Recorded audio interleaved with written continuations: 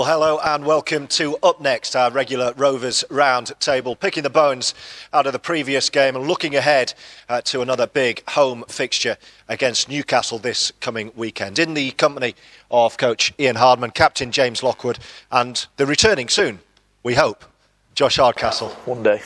One day. How are we, gents? So we'll look ahead to the next big home game in just a moment. We've got to pick the bones. James, as captain, you were back in the heart of it at the weekend. A first home defeat for Rovers. I guess it's been quite a hard week. First of all, in terms of the match itself, what happened? What went wrong? I just think we got a bit out infused early on, and probably were chasing his tails after that, and too many people had off days. I just think we never got a grip at game. They just were kicking better than us, everything better than us, and just weren't good enough really. And once you're chasing, then I just think like I said, we never really got hold of it. So, being in the middle of it, did you feel like you were ever in the game, or was it something you were always chasing? Yeah, I thought at half time, I think there were 2 points in at half time or 6, can't remember. And I thought, we'll sort ourselves out here at half time, get back to it, and get back completing, defending a bit better, and thought we'll get them. We'll be in for a tough 40 minutes, but we'll get them. And then it just obviously didn't happen. Run out of time in the end, and I think they were a better team up there. Speaking to the boss, Brian McDermott, who was obviously, very frustrated after that, as head coaches are, because he knew he'd be taking all the flack from it, and he has had a little bit. He said, for everything that was said at half-time, actually everything got worse after half-time. I mean, how frustrating was it for you as a coach on the sideline to see one of those days where it just wasn't Rovers' day? Yeah, very much so. We've got a quality team, and to see them underperform is very frustrating. I think on the day Batley come and they played exceptionally well, and sometimes that's lost on people. They did play well, and Batley are a good team. And they're a top-end championship team, and that shouldn't be lost, and we shouldn't show any disrespect for Batley on the day. Probably the thing that was unacceptable for us is that we played a lot below the standards that we've set, the standard that we've set for them as coaches, and the standards they've set for themselves as players. So, yeah, disappointed day at the office. There's plenty to learn from, there's plenty to look at, and we have done that this week. There's nothing's been brushed under the carpet. There's been some tough conversations that have been had, but there's also been some real positives and some real good work that's been happening on the field. So, yeah, we probably realised, that it was an off day for us, but we can't just ignore that. We have to do something about it. We have to put some work in. I think over the course of a season of 26 games and Challenge Cup and 1985 Cups, you're probably going to accept there's going to be some low points in this season, and it's probably not. You just got to make sure they don't define you. You've got to bounce back, and that's the true test of a team, isn't it? So, this is a big week for us to bounce back and to come back against Newcastle, and I think everybody's looking forward to getting back out on the pitch, looking forward to being at home again, which is important. I think we owe our fans a bit of a performance after the other day, and like I say, they'll probably be as disappointed, if not more so, than the squad and us. So, yeah, we owe them something, so we're hoping they all get back to back us this weekend, and we can repay them. Josh, it was great to see. I was going to say, great to see you back. You were on the pitch, kind of. You were on and off the pitch as Waterboy. As you were edging closer back, just one more on, the defeat, which I think most neutral observers would have looked at the result and thought, wow, didn't see that coming, which I think, as Ian quite rightly says, does a disservice to Batley, who were excellent in the two fixtures, in both fixtures against Featherston. What did you make of it, though, from what you could see from where you were? Yeah, we knew it was going to be a tough game. Obviously, we got the draw at Batley, so we knew obviously we're not a million miles away from where we are, so we're expecting another tough game. I think we started a bit better than us, and then, like James said, we're chasing his tail a bit then. I think they got quicker play at balls, I think they got us around middle a bit, and then I think that led to a bit of panic from us in the end, and we bombed a few tries, over days we score them, and we take a win, and then you look back, it's not a bad win. Your performance probably gets forgotten about, but because we've lost, I think it's more drawn on about its performance. So, yeah, I think it's just one of them things we need to get back on horse this week, and it's only a week until his next game, so hopefully put that behind us and get a good win this week against Newcastle. Well, it sounds like the weather's picking up nicely, doesn't it, outside? I don't know if you can make that out as we're filming. Another beautiful sunny summer day in Featherston, which could be interesting if it's like this at the weekend. Can I ask you, James, as a skipper, what the mood's like at the moment? Because it's not just this Batley result. Okay, there's been two really tough games with Lee as well. But, you know, knockers and critics of Featherstone, which I've been actually surprised to find out over the last few weeks how many there are from outside of this club, are kind of enjoying what's happening to this club. They're waiting for Rovers to fall. What's the mood like, and has it knocked the confidence within the camp at all? Yeah, no, I don't think it's knocked us confidence. Probably gives a bit of a shock, yeah, and a bit of realise we've got to work a bit harder now. And like Ian said, there's been some honest conversations this week, and we've picked that game to pieces and looked at where we've gone wrong, and no one's held back on each other, and it's gears like kind of something to.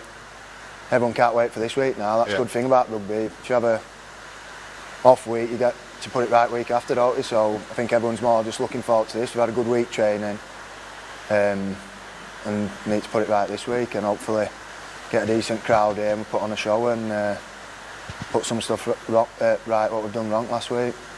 And tell us, Ian, what Brian McDermott is like in situations like this. He's no stranger to adversity as head coach. That's why he's been brought in here to get the results when it's back to the wall, as it feels like it might be at the moment. How's he been through this period, and how confident do you feel everyone in it is in what he's doing here? I think everyone's fully confident in the job that Brian's doing and in himself. He's pretty calm, Brian. Obviously, he talks through the game on a daily basis with myself and Adam and the coaching staff, and we're obviously disappointed, and we're having a good look at ourselves and what we delivered to the players last week and our prep. But I say Brian has a pretty level head about where we are as a team and where we're hoping to get to. So there's been no panic on our part, but at the same time there's been plenty to go at and plenty to work to go forward, which he's been leading. And what the fans will want to know is how do you make sure this is a watershed moment, this kind of mini period, and certainly this. Let's not forget it was a first home defeat of the season.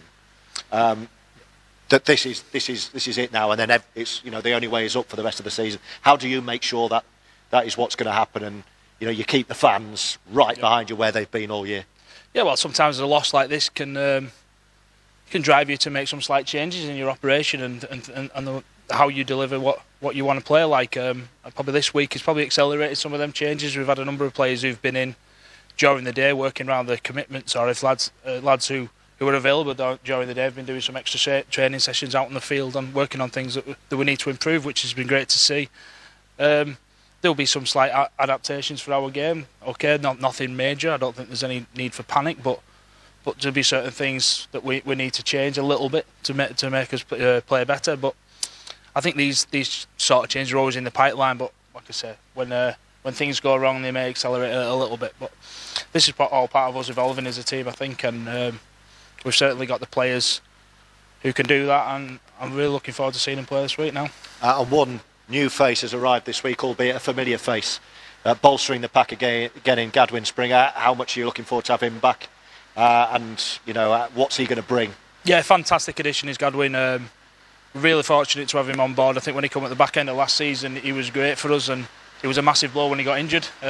So to have him back at the club in an area where, in the forwards, where we are struggling a little bit with injuries and knocks, as you will get during the season, I think he's going to add. First and foremost, he's a great bloke. He's got plenty of experience. He's worked with Brian before, and he's got some genuine punch in the middle. So that's going to improve us. And looking forward to seeing him back in a Fev shirt.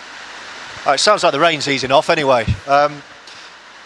Is it in that pack position, your position, Lockie, that when you look at what Rovers have to do to get back up to where Lee are at the moment, is that where you see, they are enormous in the pack, and they've won that arm wrestle in the fixtures certainly the two. Is that where you see that work has to be done here? Yeah, I think there's work to be done all over, and like all aspects of his game to improve on. But I think looking at last two defeats, I think it has got a bit been rolled a bit up middle and stuff, and we've got to manage that a bit better, like especially Lee handle their big forwards and big outside backs.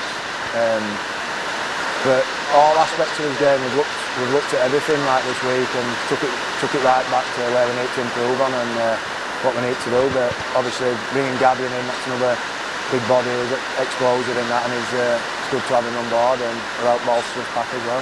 How much have you missed this guy next year? I don't like telling him, but he's good for us. Josh does a lot of work and that, and that's what you need in big games. Someone prepared to do hard stuff and bring it out your own end a lot, and that's what he's good at, Josh.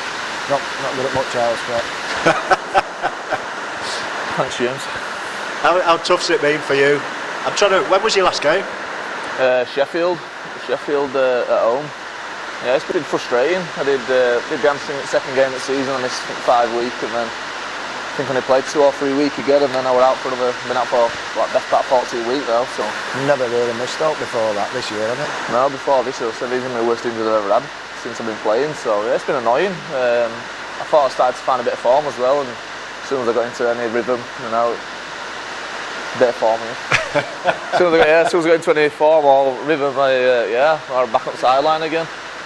So I've spent more time on physio bed this year, which has been frustrating, especially when we've obviously played them big games that you want to be part of. I missed final at Tottenham, and obviously, every game you want to play in, but it's just been one of them. That's kind of the character building stuff, isn't it? The part and parcel of elite sport is being able to overcome the adversity and emerge stronger for it, no?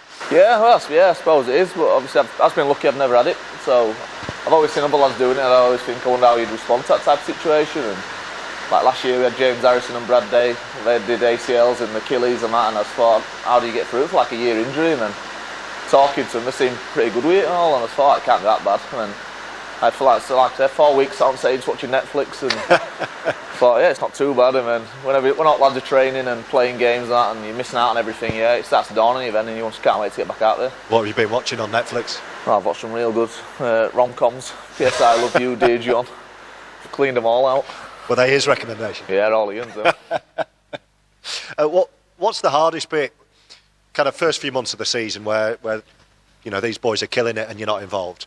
Or the last month or so where it's not been going Rover's way and you might be watching thinking, I could make a difference here, and you still can't get involved? What's the harder bit, do you think? Yeah, a lot of it when when lads are struggling or things aren't going our way, and you just think, you always feel like you could add a bit of something to the team or whatever, whether it comes off like that on the pitch, you never know, but you're not there. So obviously I went through to Liam that Monday night, and it looked like a tough slog, though, bodies battered and bruised all over, and lads was getting on with it, and just sat there like I weren't a million miles away from fitness, but it's not quite good enough to be out there at the time. So yeah, it's just frustrating. You just want to be there playing with lads. You'd rather be on field. That's what you get paid to be there for. So yeah, it's hard.